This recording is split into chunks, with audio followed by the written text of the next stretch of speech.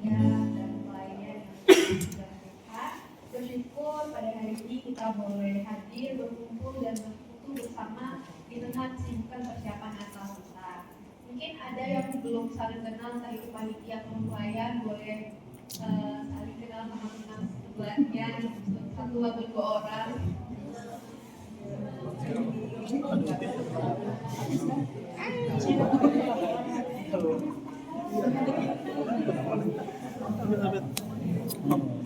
Bahasa basi nggak sih ini? Mari rekan-rekan semua, kita mau menyiapkan hati dan pikiran kita untuk masuk dalam hadirannya. Mari kita berikan kepala sejenak.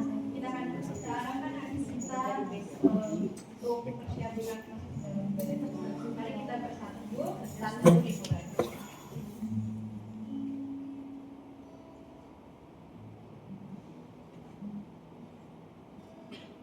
Saat teduh selesai, saya ucapkan sekali lagi Shalom semuanya. Shalom. Bersyukur kita melihat keadaan diri kita kayak masih dalam kondisi yang baik. Walaupun mungkin kelihatannya sampai ya dari sini, tapi bersyukur masih bisa berbangun. Oke, saya undang kita untuk berdiri. Mari kita bersama menyanyikan pujian hari Kurasa Bahagia sambil tersenyum pada teman-teman di sampingnya.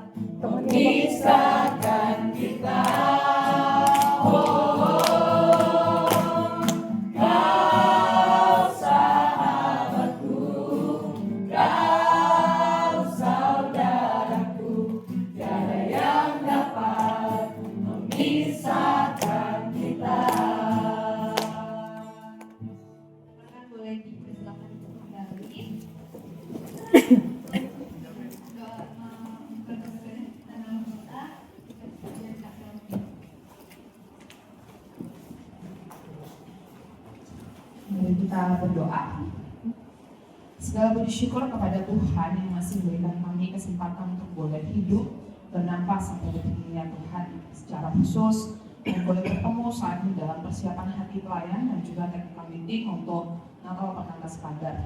Tuhan, kiranya Engkau awal yang boleh memimpin kami dari awal ibadah ini sampai pada akhirnya nanti. Berkati juga untuk setiap yang terlibat di dalam pelayanan hari ini, dan Tuhan boleh menolong mereka. Berkati juga teman-teman kami yang masih dalam perjalanan menuju ke tempat ini, dan Tuhan Engkau boleh memimpin langkah kaki mereka untuk boleh tiba di tempat ini dengan selamat tanpa persoalan waktu. Dan Tuhan, kami menyerahkan setiap doa syukur kami kepadamu, dan Yesus Kristus kami berdoa. Amin.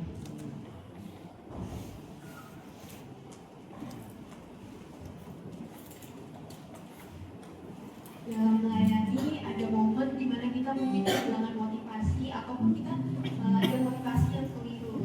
Tapi saat ini mari kita mengizinkan Tuhan untuk berbicara secara pribadi melalui firman-Nya, dan kiranya melalui firman itu hati kita semakin mau dibentuk serupa dengan Kristus. Mari kita menyembah Tuhan, kita nyanyikan bagaikan bejana siap berdiri.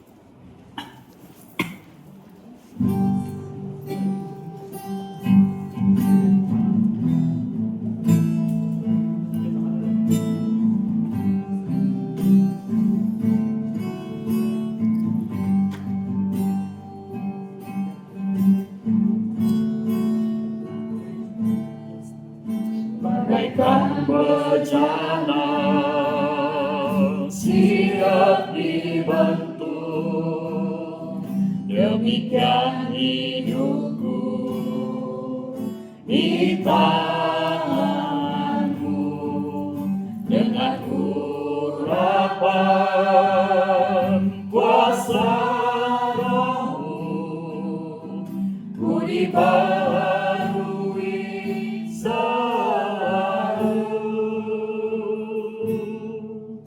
jadikan ku Allah dalam rumah-Mu.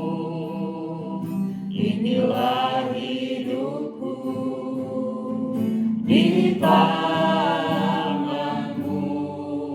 Bentuklah turun kehendak-Mu. Pakailah sesuai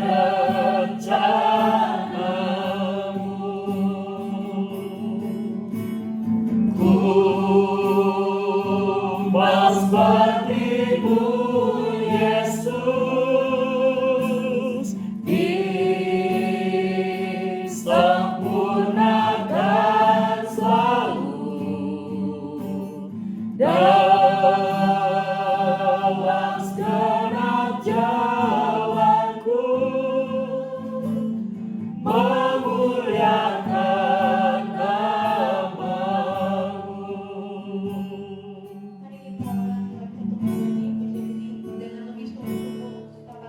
Bagaikan bejana siap dibentuk,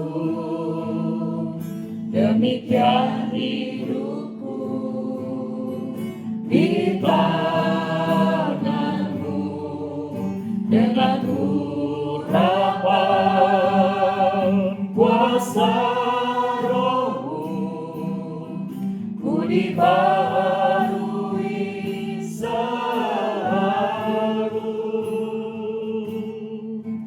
jadikan ku Allah dalam rumah-Mu.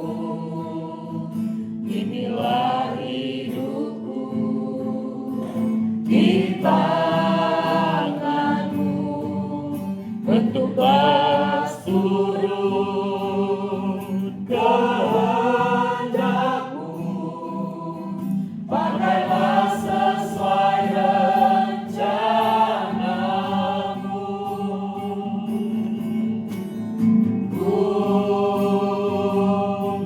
seperti-Mu Yesus,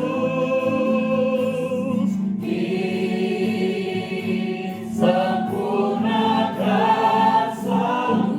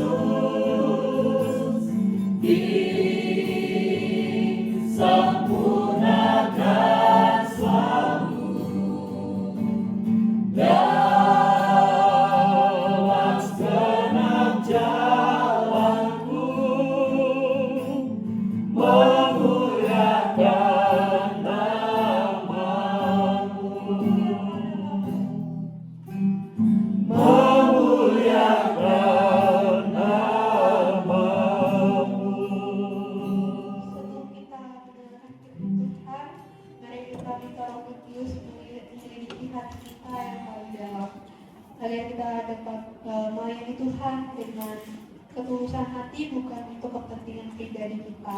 Mari kita menyanyikan dengan penuh kejujuran di hadapan Tuhan. Selidiki aku.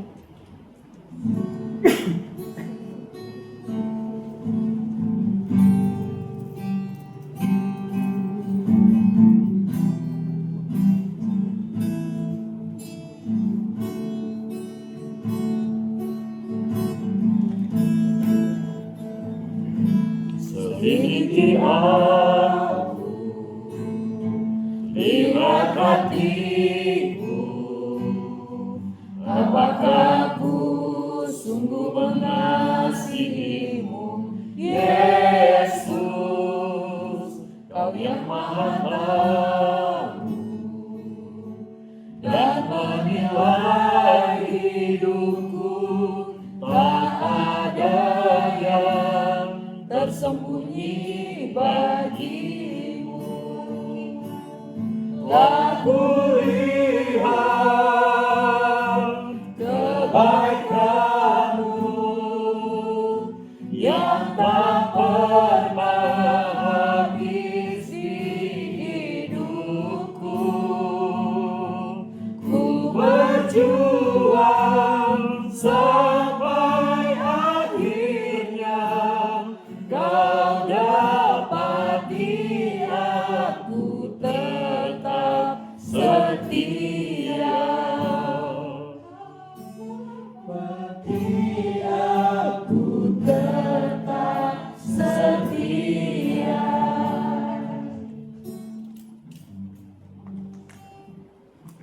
Mari kita berdoa kepada Allah yang memiliki pelayanan kami, pemilik kehidupan kami.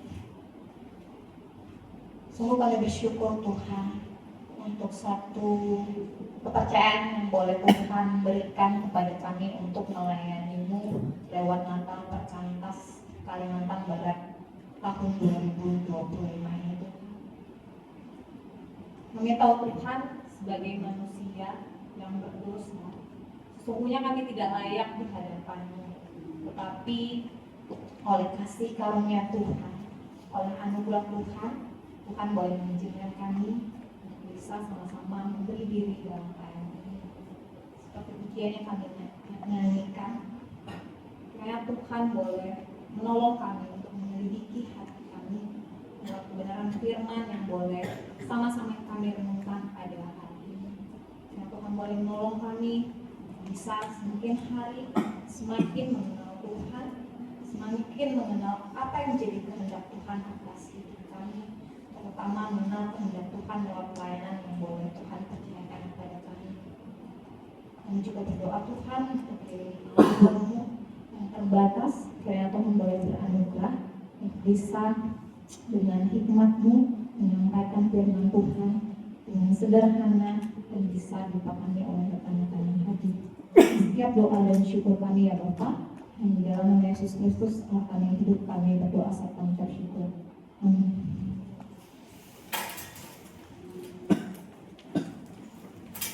Oke, shalom teman-teman. Shalom.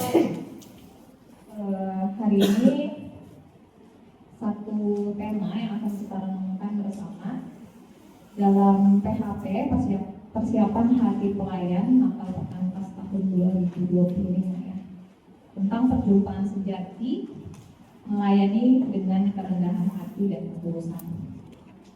Saya mengajak kita semua membuka Kolose pasal 3 ayat yang ke-22 sampai 25.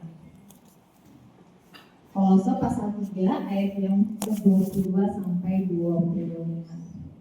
Sudah dapat? Kolose 3 ayat 22 sampai 25. Kalau teman-teman sudah dapat, saya mengajak kita semua membacanya secara bergantian ya. Nanti teman-teman yang pria baca ayat yang ke-22, kemudian teman-teman yang wanita baca ayat yang ke-23 seterusnya sampai ayat yang ke-25.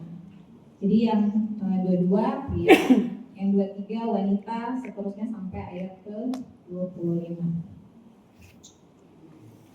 Kita akan boleh baca setelah saya bacain natsnya ya. Kolose 3 ayat 22 sampai 25. Hamba-hamba Itu koperasi utama. jangan Untuk menyenangkan mereka, melainkan dengan tulus hati karena takut akan Tuhan. Apapun juga yang kamu perbuat, perbuatlah dengan segenap hatimu, seperti untuk Tuhan dan bukan untuk manusia. Kamu tahu bahwa dari Tuhanlah kamu akan menerima bagian yang ditentukan bagimu sebagai upah. Kristus adalah Tuhan dan kamu hambanya. Barang siapa berbuat kesalahan, ia akan menanggung kesalahannya itu, karena Tuhan tidak memandang orang. Amin. Berkatilah mereka yang membaca, merenungkan, bersama mereka yang melakukan firman. Nah teman-teman, seminggu lagi kita akan melaksanakan ibadah Natal perkantas. Ya, tidak terasa ya, seminggu lagi. Nah sebelum kita masuk ke dalam firman ya, merenungkan firman ini, nanti operator kalau bilang next baru next ya. Oke. Sebelum kita mau masuk renungan, aku ingin melihat bagaimana respon hati kita menantikan momen ini. Jadi nanti aku mengajak kita melakukannya dengan gesture, ya teman-teman, dengan gesture. Jadi kalau teman-teman ngerasa kan hamil 7 nih, ngerasa excited, nanti teman-teman angkat tangannya tuh dua-duanya terbuka kayak gitu. Kalau teman-teman rasanya excited, nggak sabar nantinya angkat tangan, angkat dua tanganmu terus jarinya terbuka seperti ini. Nah kalau kamu tuh ngerasa kayaknya tuh masih kewalahan, terus ngerasanya capek, belum siap gitu ya. Nah teman-teman bisa angkat tangan, tapi digenggam kayak gini. Rasanya mau nyerah deh. Boleh nggak? Nggak usah dulu deh Natalnya. Boleh nggak nanti kerja gitu ya? Tetap angkat tangan tapi bentuknya gini ya. Kalau excited gini, kalau hopeless ya. Hopeless.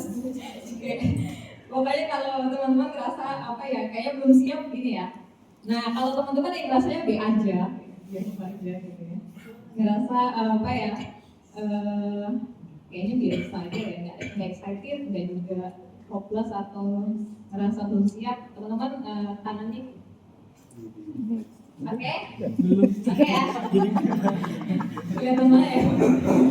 Oke? Nah nanti aku akan tanya ya. Oke udah siap teman-teman dengan gesturnya masing-masing? Oke ya. Seberapa excited atau seberapa tertekan sih kamu menjelang Natal minggu depan?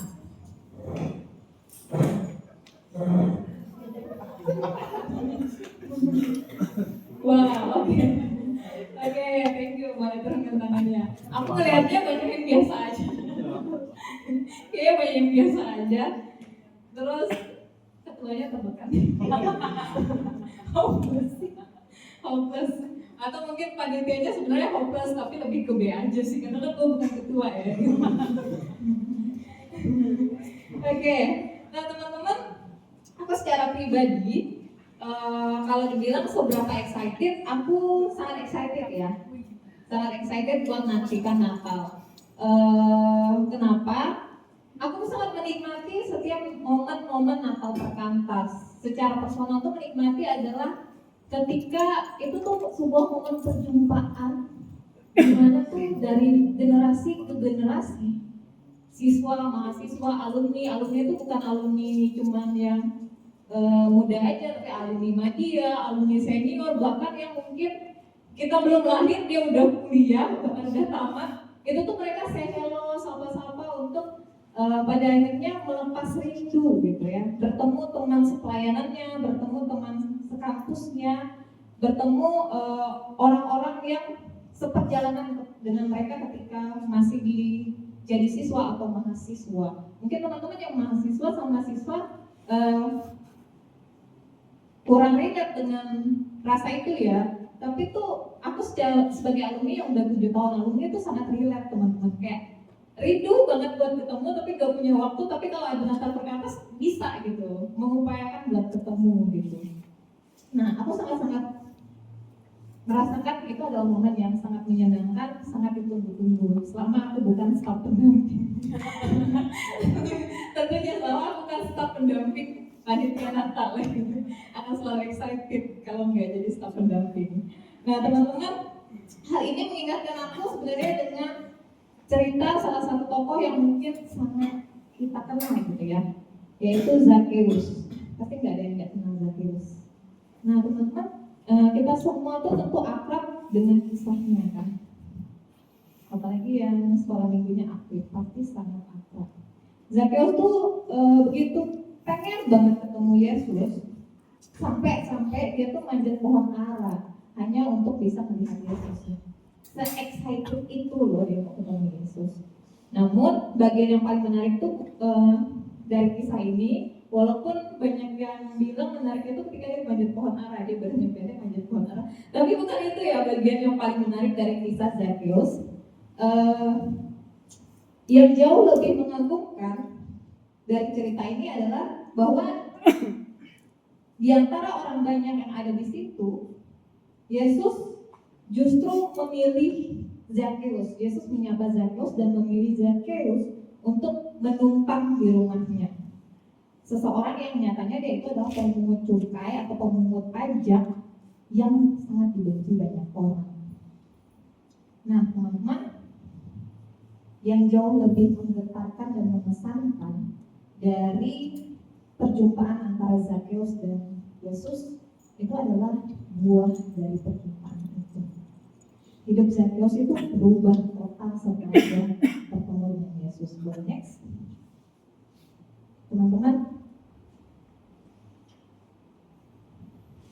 perubahan hidup Zakheus itu sangat berubah dari seorang yang tamak menjadi seorang yang murah hati, dari seorang pencuri menjadi orang yang mengembalikan apa yang dia curi itu 4 kali lipat dari yang dia curi ya, yang dia punya. Dari seorang pengejar harta, hidupnya berubah menjadi seorang pengejar Kristus. Dari hidup untuk diri sendiri berubah menjadi hidup yang dipertobatkan, hidup dalam pertobatan. Teman-teman, perjumpaan sejati itu tidak hanya menyentuh hati, tetapi juga mengubahkan hidup. Itu namanya perjumpaan sejati. Perjumpaan sejati itu mengubahkan cara pandang kita terhadap Allah, cara pandang kita terhadap diri kita, dan cara pandang kita terhadap sesama. Itu juga yang Paulus tekankan dalam Kolose 3 yang sudah kita baca tadi. Teman-teman, kalau kita perhatikan di Kolose 3, itu di perikop di atasnya, yang tadi kan aku baca tentang hubungan antara anggota-anggota rumah tangga ya. Kalau teman-teman baca di atasnya, itu ngomongin tentang manusia baru, tentang hidup sebagai manusia baru. Jadi ketika seseorang sungguh berjumpa dengan Kristus, perubahan itu terlihat dalam cara ia bekerja, cara ia melayani, dan cara ia menjalankan tugas-tugas kesehariannya. Paulus menasehati jemaat di Kolose, khususnya pada masa itu pesan yang kita baca tadi khusus untuk para hamba ya, para budak, agar mereka bekerja dengan kerendahan hati dan ketulusan. Kalau kita lihat pada masa itu, para hamba adalah kelompok yang sering kali itu gak dihargai, tidak diperhatikan, dan melakukan pekerjaan itu karena tertekan. Karena dia tuh hamba, jadi aku gak mau harus kerjakan ini. Mengeluh, bekerja tanpa hati, itu adalah sesuatu yang wajar bagi mereka. Karena bekerja dengan ketulusan itu bukan hal yang aku banget gitu ya pada masa itu. Tetapi Paulus berkata, sebagai manusia baru, orang yang telah mengalami perjumpaan dengan Kristus, justru mereka diajak, apapun kondisi mereka, sekalipun mereka hamba yang harus mengerjakan pekerjaan karena terpaksa, mereka harus mengerjakannya dengan kerendahan hati dan ketulusan. Ini bukan panggilan yang mudah. Ketika kita berkata, mengerjakan dengan ketulusan, mengerjakan dengan kerendahan hati, padahal kita berada dalam tekanan, kita berada dalam kekhawatiran, Kita berada dalam banyak tuntutan hidup. Itu bukan panggilan yang mudah. Tapi panggilan manusia baru adalah panggilan untuk hidup seperti itu.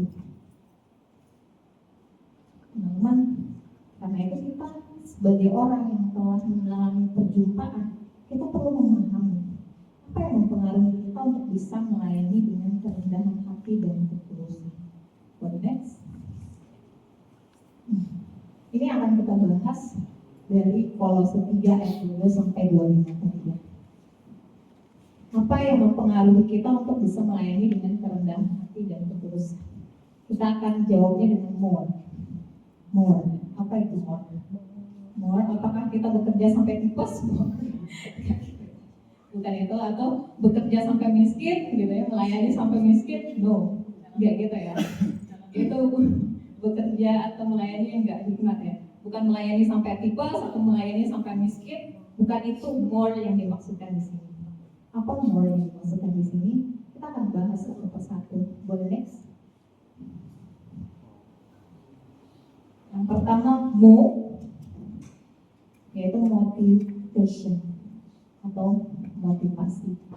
Teman-teman, kalau kita perhatikan di ayat yang ke-22 dalam Kolose 3, di situ dikatakan, hai hamba, taatilah Tuhanmu yang di dunia ini dalam segala hal. Jangan hanya di hadapan mereka saja untuk menyenangkan mereka, melainkan dengan tulus hati karena takut akan Tuhan. Kalau di BYK teman-teman akan dapatin kalimatnya gini ya.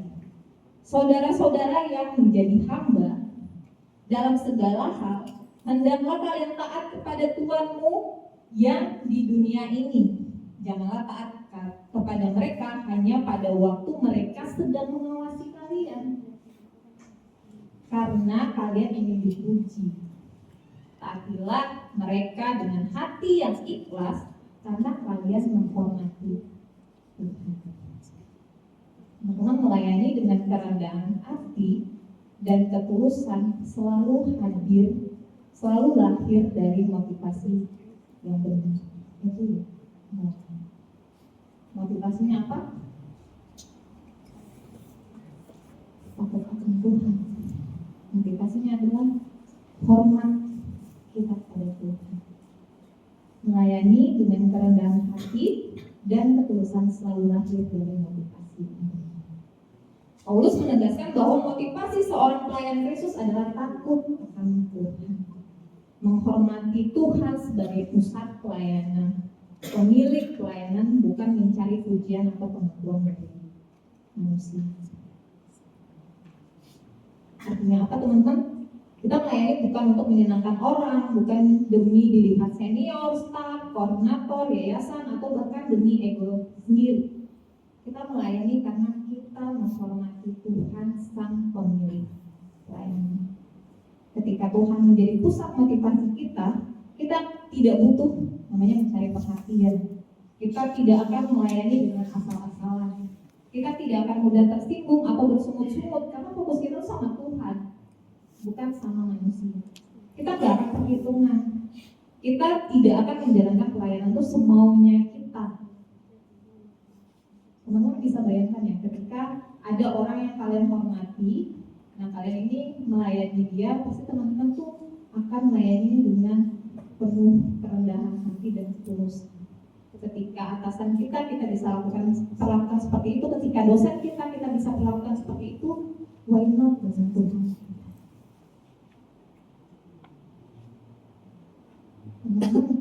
Karena kita tahu siapa yang sebenarnya kita layani dan mengapa kita melakukannya.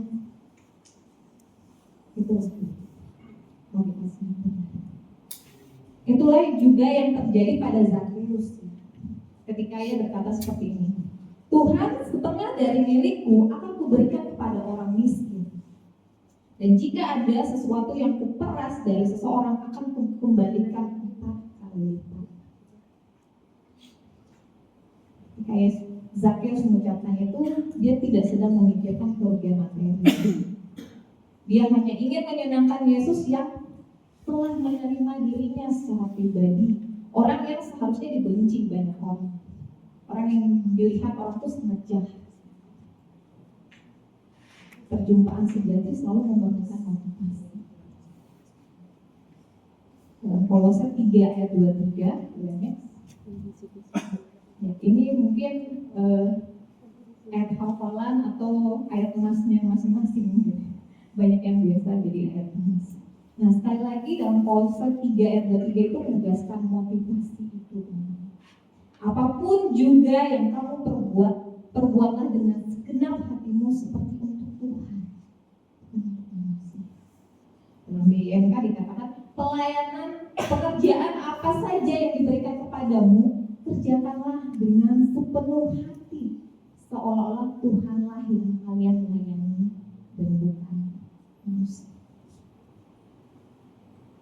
Apapun tugas yang Tuhan percayakan, baik itu menjadi asal, pemusik, panitia, liturgis, multimedia, apapun itu teman-teman, semua harus dilakukan seolah-olah Yesus sendiri yang memberi tugas kepada kita.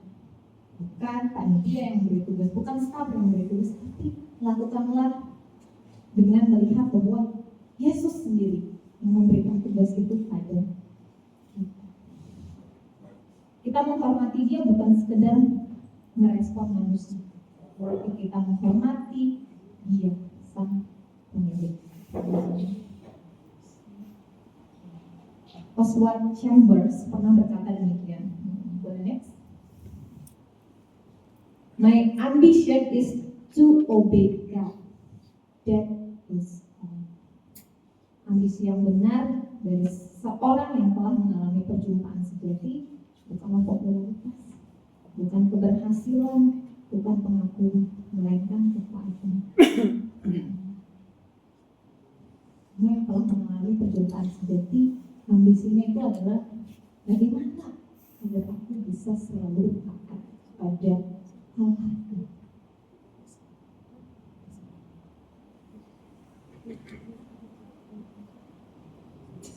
Pertanyaannya, Dennis, apa motivasiku dengan pelayanan? Apakah aku mencari kepuasan manusia? Oh, melayani dengan kerendahan hati dan ketulusan selalu dimulai dengan motivasi internal. Motivasi yang lahir dari rasa takut dan rasa hormat kepada Allah Sang Pemilik alam. Itu mau yang pertama. Lanjut yang kedua. The next. Here. Responsibility. Tanggung jawab.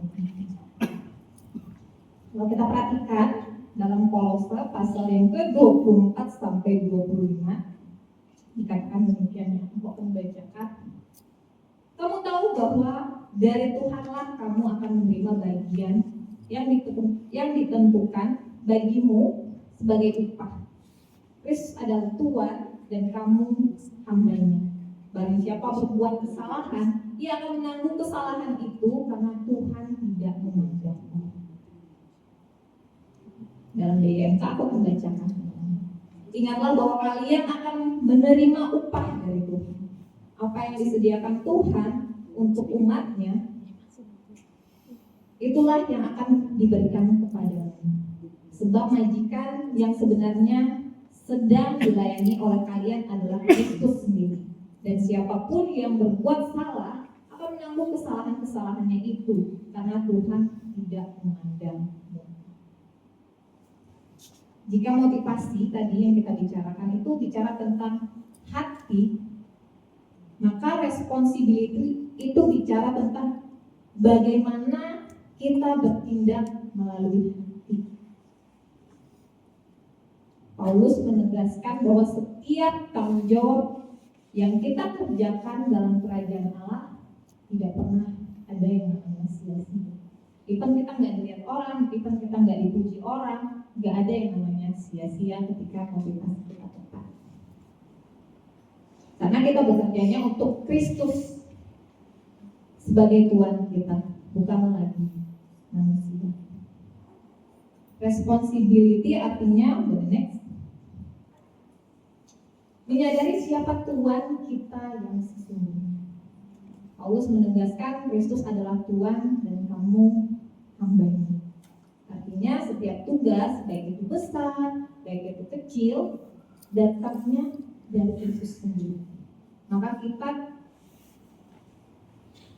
tidak melayani untuk menyenangkan manusia atau menjaga diri kita. Tetapi karena kita adalah hamba yang ingin setia kepada Tuhan yang telah menebus kita. Pelayan yang memahami hal ini, teman-teman, tidak akan bekerja namanya setengah hati. Tidak akan bekerja namanya muda, tidak akan bekerja namanya asal-asalan. Ia bertanggung jawab karena dia tahu bahwa ini adalah pekerjaan kerajaan Allah. Bukan proyek manusia yang hari ini ada, besok mungkin nggak ada. Dia tahu ini pekerjaan Tuhan. Makanya ketika dia menyadari siapa Tuannya yang sesungguhnya, dia akan bekerja dengan kerendahan hati dan ketulusan. Dia akan bertanggung jawab dengan pekerjaan. Responsibility berarti meyakinkan bahwa Tuhan memberi upah dan tidak pernah lupa jerih lawan hamba-Nya. Paulus berkata, kamu akan menerima upah dari Tuhan. Upah itu bukan sekedar materi, tetapi anugerah, tumbuhan rohani, kelegaan hati, sukacita, dan kemuliaan. Upah itu bukan diberikan kepada yang paling kelihatan pelayanannya, tapi kepada siapa yang paling setia dalam melakukan pekerjaannya. Siapa yang paling setia?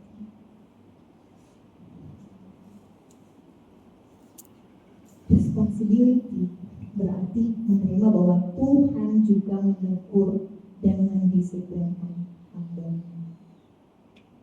Yang setia akan menerima upah, bagi yang tidak setia, mereka akan didisiplin. Ayat 25 adalah peringatan kasih. Tuhan tidak memandang. Kenapa? Pelayanan yang sembarangan itu punya konsekuensi. Jadi hati-hati terhadap pelayanan yang kita kerjakan setengah hati. Pelayanan penuh keluhan juga akan ada dampak dosa. Pelayanan tanpa integritas tidak akan dibiarkan Tuhan. Semuanya akan punya konsekuensi ketika kita tidak setia terhadap hal-hal yang sedang Tuhan percayakan. Namun ini bukan ancaman, tetapi undangan untuk kembali kepada kesungguhan dan integritas kita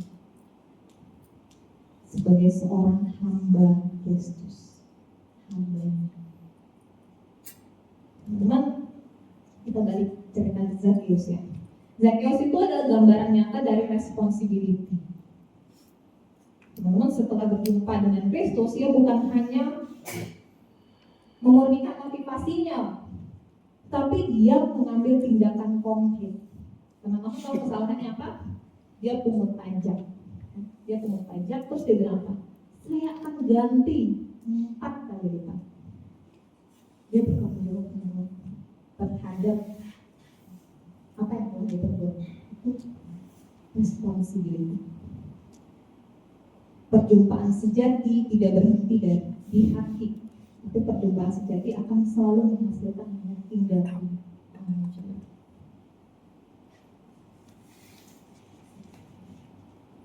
Dietrich Bonhoeffer mengatakan demikian, tulis, hanya dia yang percaya yang taat, dan hanya dia yang taat yang sungguh. Nah, ini kalimat yang sangat baik untuk saya secara personal. Hanya dia yang percaya yang akan benar-benar taat, hanya dia yang taat yang akan benar-benar sungguh percaya. Mungkin bagi kita mudah untuk mengatakan bahwa aku adalah orang percaya percaya, tapi bagaimana dengan ketaatan kita?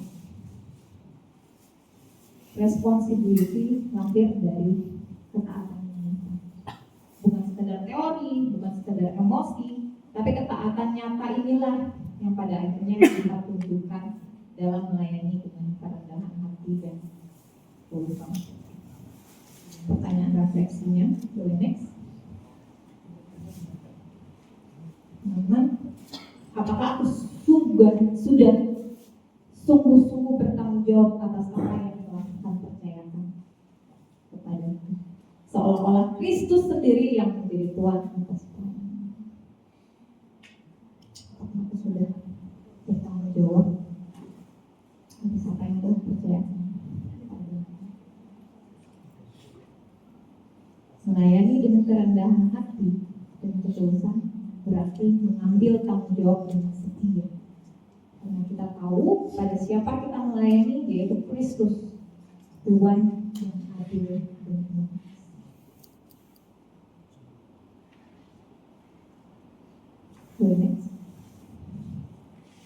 Teman-teman, melayani dengan kerendahan hati dan ketulusan itu memberi more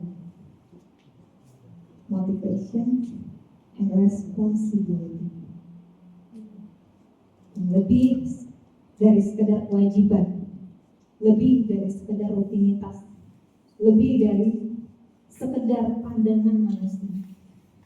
Ini berarti memberi diri sepenuhnya untuk Kristus, karena Dialah Tuhan kita yang menilai hati dan kesetiaan kita. Motivasi yang benar, punya tanggung jawab yang benar. Memang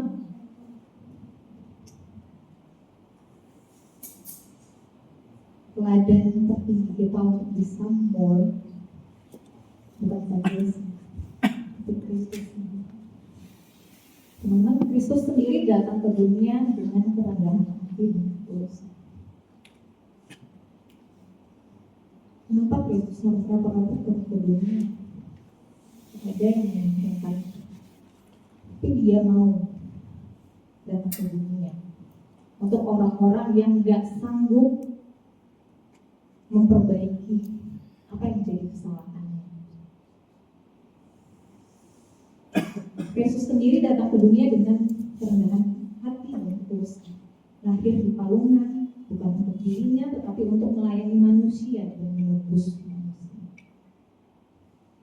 Perjumpaan sejati dengan Kristus harusnya mengubah motivasi, membentuk tanggung jawab, dan menuntun kita melayani dengan hati yang tulus.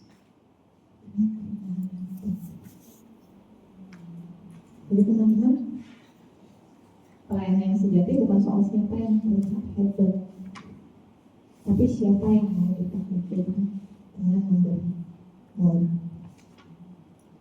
Seperti Yesus yang melayani dengan kerendahan hati dan ketulusan.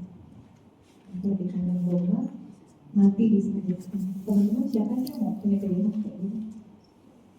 Aku punya pilihan lahir sebagai anak raja, punya pilihan meninggal dengan kemewahan. Tuhan Yesus punya pilihan itu, tapi Dia pilih yang terburuk. Dia pasti. Mari kita melayani Dia dalam setiap pekerjaan maupun pelayanan yang ini. Jadi teman-teman, apakah kamu siap merespon panggilan khusus hari ini untuk melayani dengan mau untuk manusia, tapi untuk Tuhan? Ya, kita teman-teman, kita berdoa ya. Kita berdoa, kita pasang kepala dalam heningan. Secara pribadi kita berdoa menghadap Tuhan. Kepada akhirnya mungkin kita punya motivasi yang tidak benar, atau mungkin seperti ini aku tidak sepenuhnya bertanggung jawab Tuhan terhadap apa yang sedang Tuhan percayakan kepada diriku. Mari kita memohon ampun pada Tuhan pada saat ini. Doa secara pribadi. meminta dia memulihkan motivasimu, meminta dia menolong kita, pada akhirnya bisa melayani dengan baik. Mari kita berdoa secara pribadi.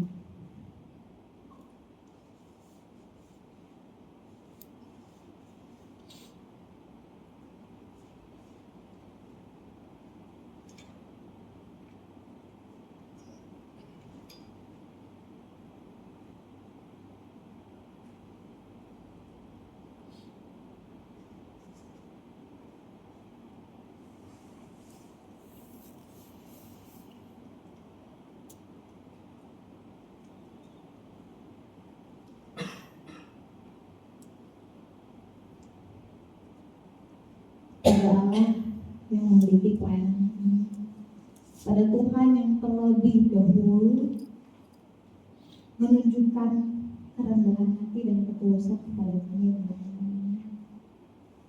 kami memohon ampun di hadapan Tuhan.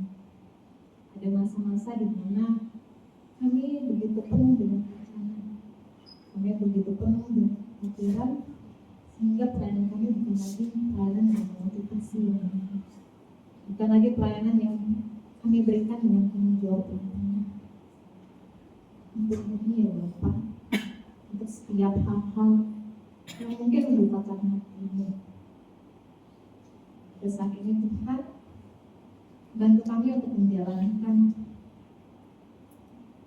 kehidupan kami, pelayanan kami dengan motivasi yang benar, dengan tanggung jawab yang benar.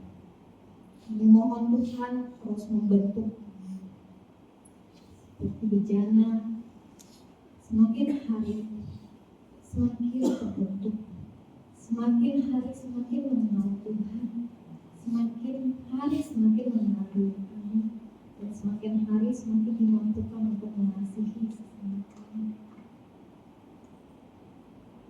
Tolong kami ya Tuhan dalam setiap kelemahan kami, bisa terus mengingat Tuhan dalam perjalanan. Kita bersyukur untuk firman yang boleh menolong kami untuk bisa merefleksikan kembali apa yang telah kami lakukan dalam masa perjalanan kami. Bersyukur untuk pelayanan yang boleh Tuhan percayakan, kiranya kami juga boleh Tuhan mampukan untuk mengajarkan bagian kami hingga Natal nanti. Tuhan, setiap doa dan syukur kami di dalam nama Yesus Kristus Allah kami yang hidup, kami berdoa dan bersyukur. Amin.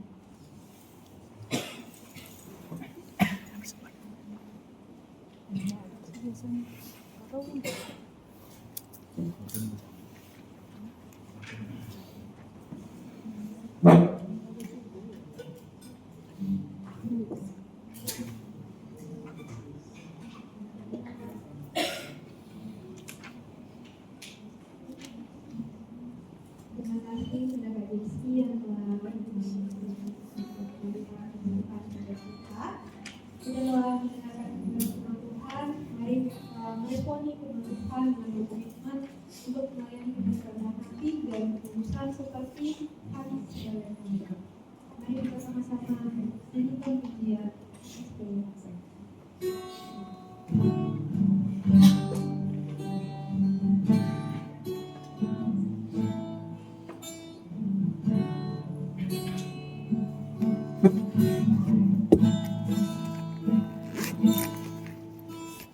Ku tak membawa apapun juga saat ku datang ke dunia. Ku tinggal semua pada akhirnya saat ku kembali ke surga. Inilah yang ku punya, hati sebagai hamba yang taat dan setia padamu Bapa. Kemanapun ku bawa, hati yang menyembah dalam roh dan kebenaran sampai selamanya.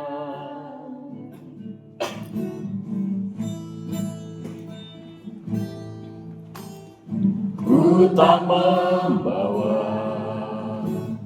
apapun juga saat ku datang ke dunia. Ku tinggal semua pada akhirnya saat ku kembali ke surga. Inilah yang ku punya, hati sebagai hamba yang mau taat dan setia padamu Bapa, kemanapun ku bawa.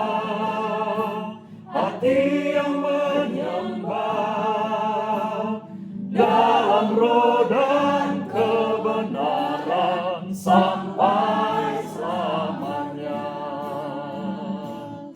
Inilah yang ku punya, hati sebagai hamba yang mau taat dan setia padamu Bapa, kemanapun ku bawa.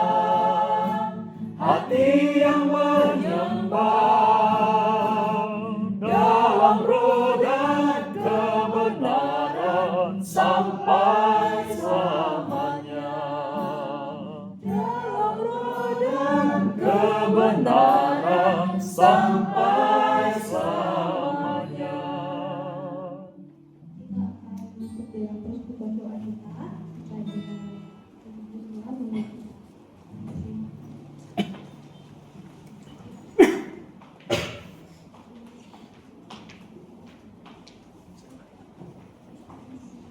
Shalom semuanya. Shalom. Kenalin, aku Alika. Aku di sini akan bacakan pokok doa dari donatur.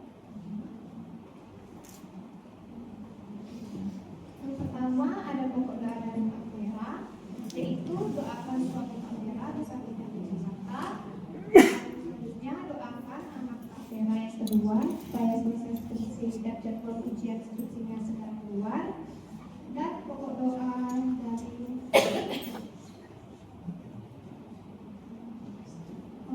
langsung ke pokok doa dari Natal Perkantas, yaitu yang pertama bersyukur atas dana yang telah masuk sekitar 10 juta dan para donatur yang telah memberi. Kedua, berdoa untuk pencarian dana sekitar 11 juta. Kiranya Tuhan membukakan jalan dan memberkati tim Danus dalam merencanakan strategi pencarian dana usaha. Dan yang ketiga, untuk persiapan Bank Hendrik untuk membawakan firman Tuhan pada Natal Perkantas. Dan yang keempat, berdoa untuk persiapan Natal sekitar 1 minggu lagi. Kiranya panitia dan para pelayan dapat bekerja sama dengan baik dan diberikan kekuatan agar tetap fit. Dan yang terakhir, berdoa agar cuaca pada tanggal 5 Desember hari Jumat dalam kondisi baik sehingga setiap jemaat dan undangan dapat hadir dalam kebaktian Natal Perkantas. Pada nomor 1 sampai 2 akan didoakan oleh kaum wanita, dan pada nomor 3 sampai 5 akan didoakan oleh kaum pria. Dan pokok doa ini akan ditutup oleh saya. Kita akan berdoa dengan buka suara. Mari kita bersatu dalam doa.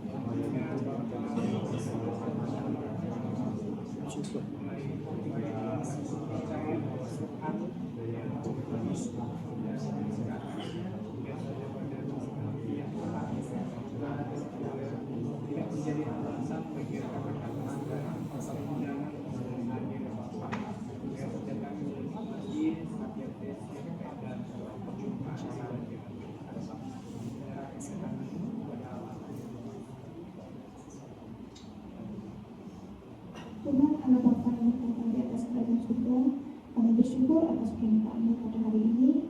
Kami telah mendoakan pokok doa ini berdasarkan Kau berkati kelancaran dalam pengantar perkakas meeting, dan juga kami berdoa untuk dana yang kami butuhkan, di dalam Kau berikan jalan agar kami dapat mencapai target dana tersebut. Inilah doa kami Tuhan, kami berdoa dengan ucap syukur, haleluya, amin.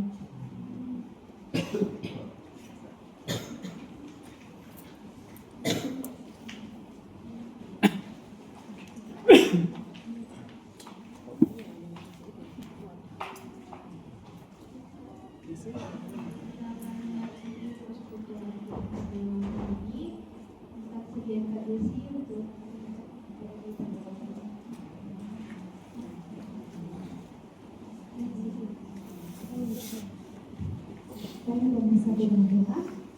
Syukur kasih kami Tuhan yang boleh menolong setiap kami untuk bisa sama-sama melakukan persiapan hari pelayanan pada hari Tuhan.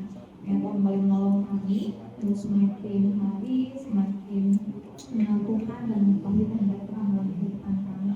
Terutama dalam masa-masa persiapan pelayanan di Tuhan, yang Tuhan boleh menolong kami untuk punya motivasi yang benar, punya tanggung jawab yang benar juga dalam menjalankan peran kami sebagai pelayan Tuhan.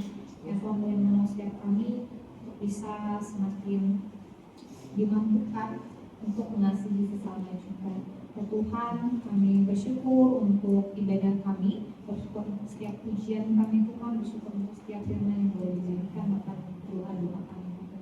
Hanya oleh kasih karunia Tuhan, kami boleh semakin hari semakin mengenal Tuhan, dan oleh kasih karunia Tuhan kami juga boleh dimampukan untuk melayani pada hari H perayaan Natal nanti dengan baik dan benar. Ini setiap doa dan syukur kami Tuhan, kami mau serahkan waktu-waktu kami ke depannya dalam kasih Tuhan, ya Tuhan yang boleh terus melintasi kami. Di dalam nama Yesus Kristus Allah kami yang hidup, kami berdoa serta untuk syukur. Amin.